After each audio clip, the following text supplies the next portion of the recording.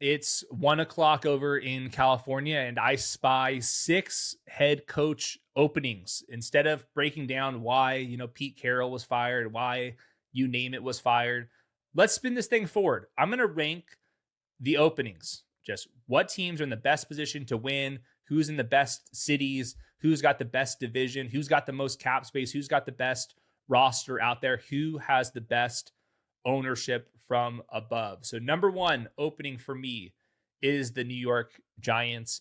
You've got two, I think, superstar edge rushers. Brian Burns is under contract. Abdul Carter looks like he's going to be an awesome player after being a top 3 pick. Malik Neighbors is a proven wide receiver 1. Andrew Thomas at left tackle, and then Dexter Lawrence at defensive tackle. And then it looks like Jackson Dart has a really promising future after finishing 12th in EPA per play. So those are all of the premium positions: quarterback, left tackle, wide receiver, defensive tackle, defensive end. And I think they have some pieces in the secondary, even if they didn't live up to their name this year. You also have the 5th overall pick. You also have the 37th overall pick. You got to live in New York City. So I think a lot of pros to the New York Giants job. John Mara usually gives his guys a really long leash. That's why Joe Shane is still going to be the general manager. You saw Coughlin there forever. Dayball lasted for a couple more years than maybe he should have. So you get a lot of longevity by getting this job. I think it's very clearly the best job out there. Second best job to me would actually be the Tennessee Titans. This is largely a bet on Cam Ward being good.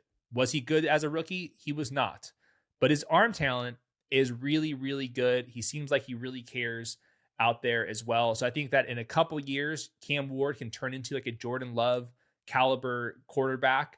You also have Jeffrey Simmons at defensive tackle. He can be a defensive player of the year candidate. The offensive line largely returns. It's largely pretty good. You have the 3rd overall pick. You have the 35th overall pick.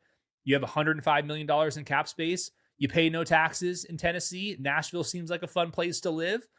I think that's a pretty decent job. So it really just comes down to that Cam Ward part of the discussion, but you can rebuild this team and you hopefully have some runway to work with, because Cam Ward should progress over the next couple seasons. The third best job, it's probably the Raiders, but I don't love this job. You have the 1st overall pick. So if you think that Mendoza is any good, it's a pretty good spot. I haven't watched Mendoza yet, but those that I trust compare him to Matt Ryan. Seems pretty good. You have Max Crosby, whether you're going to keep him or trade him for future 1st-round picks. That's a good problem to have. Brock Bowers is awesome. You pay no taxes in Vegas. You can live in Summerlin or Henderson. There's a lot of things to do out there. The problem is the Raiders have done largely nothing right for my entire life. And then you have Harbaugh with Herbert, Sean Payton in an elite defense in Bo Nix, and then you have Patrick Mahomes in the division. So a really tough division out there. So you better like everything else about the Raiders. Falcons, you got great skill guys. You're in a really bad division. Maybe you keep the defensive coordinator, who I think did a really good job. The negatives with the Falcons job: you have no 1st-round pick this year. Your cap situation still is pretty bad. You're tied to kind of an iffy quarterback in Michael Penix out there. So you probably have to have a season or 2 with Michael Penix. I don't see the future with him necessarily. So if you guys think that Michael Penix is a better quarterback than I do, maybe you bump them up a spot there. But really, the Falcons job, not all that intriguing to me. Owner is also 83 years old. You're going to have to go work with Matt Ryan, it sounds like. So kind of a weird situation brewing in Atlanta. Arizona Cardinals job, let's just start here. In your division, you got Shanahan, McVay, and then coach of the year, Mike McDonald. How are you going to get yourself out of this? Those coaches aren't going anywhere forever. So you better really like the Scottsdale weather and the housing market, which is good.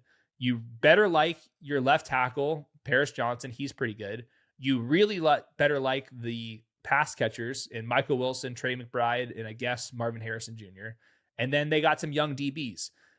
That's the case for the Arizona Cardinals job. I don't think it's a great job. I don't know how you're beating those guys in the division.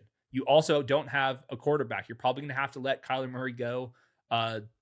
Just let him walk. I'm not sure if another team's going to take on his contract via trade. So it's a pretty bad situation. It's going to be like Jacoby Myers under contract. Then you're going to have to figure it out 2 years from now. You still have the same GM who's been, I think, largely pretty bad over the course of the last couple seasons as well. So not the greatest situation. Ownership, I hear, is also no bueno. Speaking of bad owners, the Cleveland Browns, they're the 6th opening. I think this is the worst job that there is. I went into this thinking, maybe the cap situation isn't so bad. Wrong. They were $12 million over the cap right now for this next year. They do not have a quarterback. By the way, the Deshaun Watson's cap hit is $80 million. $80 million next year. You can't really get out of that. I looked at it. They have a bunch of void years on their cap right now at left tackle, left guard, center, right guard, and right tackle. For those counting at home, that's the entire offensive line, pending free agents, none under contract. So you have no quarterback. You literally do not have an offensive line, and you're $12 million over the cap. I do not know how you get yourself out of this mess. At least you have Myles Garrett. At least you have Denzel Ward. That entire rookie class looks pretty good. Fannin is a monster. Schlesinger is going to be the defensive rookie of the year. Judkins had a lot of moments. Hopefully he can get healthy.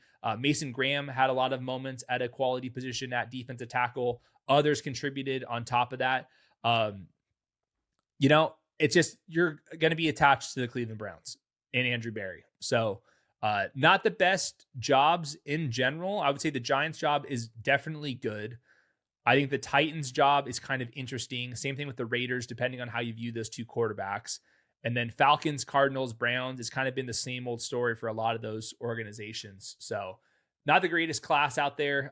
Aaron Glenn keeps his job. Dan Quinn keeps his job. Zach Taylor, Mike McDaniel. I would have definitely kept Mike McDaniel. He's awesome. Zach Taylor, I would keep him. Dan Quinn and Aaron Glenn, I'm less convinced that those guys deserved another chance at it. I would say Dan Quinn probably does. He seems like an awesome guy. And that just defense was just so injured. And really their like kind of team building strategy was not my favorite. He only has so much say in that. So I would guess I'd probably keep Dan Quinn again, but his defense is like not very good. And then Aaron Glenn, I guess you can't just keep firing coaches, but man, that defense was just so bad. Like I still cannot get over they did not have an interception. Like that is almost impossible to do. In fact, it is up to this point was impossible to do. That's coming from like a secondaries coach. I don't know what the Jets are going to do. They have a good offensive line, but man, they have no defense right now. And that was his side of the ball. And then I just didn't like the way he handled media for most of the year on top of that. So I think Aaron Glenn, I probably would have got rid of, but the rest of them totally understand. So the top candidates, so we have the newbies, Clint Kubiak and Joe Brady on offense, Jesse Minter, Chris Shula, Anthony Campanelli, Lou Anarumo, and Kelvin Shepard. Those are like the new candidates out there. I'm expecting Kubiak to get a job, Jesse Minter to get a job, and maybe Chris Shula gets a job there. I think he would be interesting. Same thing with Joe Brady. I think those are like the top 4 newbies. And then the old candidates, Kevin Stefanski is definitely getting a job. I think that the Giants and Kevin Stefanski make a lot of sense. Stefanski does like a lot of like, not exactly old Missy things, but also not that far from it. So you kind of have like a little bit of a college wrinkles. And that's how Jackson Dart likes to play. That's how Kevin Stefanski likes to run things. I think those two make a lot of sense.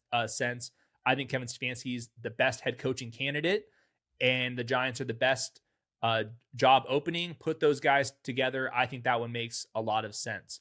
I'm not sure if Josh McDaniels, Cliff Kingsbury, Arthur Smith, if those guys, pass the interview process, those guys have ranging, cool offenses there. I don't know. I would like to interview all 3 of those offensive coordinator types. And then on defense, the old candidates, Brian Flores got the coolest defense in the league, but he's got a bunch of things in his past. Vance Joseph, he had a really bad run as a head coach, but his defense has been very good, though he has like Patrick Surtain and Nick Benito and stuff to work with. Robert Saleh, he's been a head coach before, seems like a decent dude. His defense wasn't that great this year, but that was because of injury. And then Brandon Staley, his Chargers stint was pretty bad in general, but I thought the Saints defense was way better than what their on-field talent was. So I think that all those guys deserve interviews to some range here. I feel best about Kevin Stefanski to the New York Giants, and then we'll see which direction the rest of those teams go with. So that'll do it. I think that will be all the coaches that get fired. We'll get to free agents in a bit here. Rest of the week, we have NFL playoffs preview by me.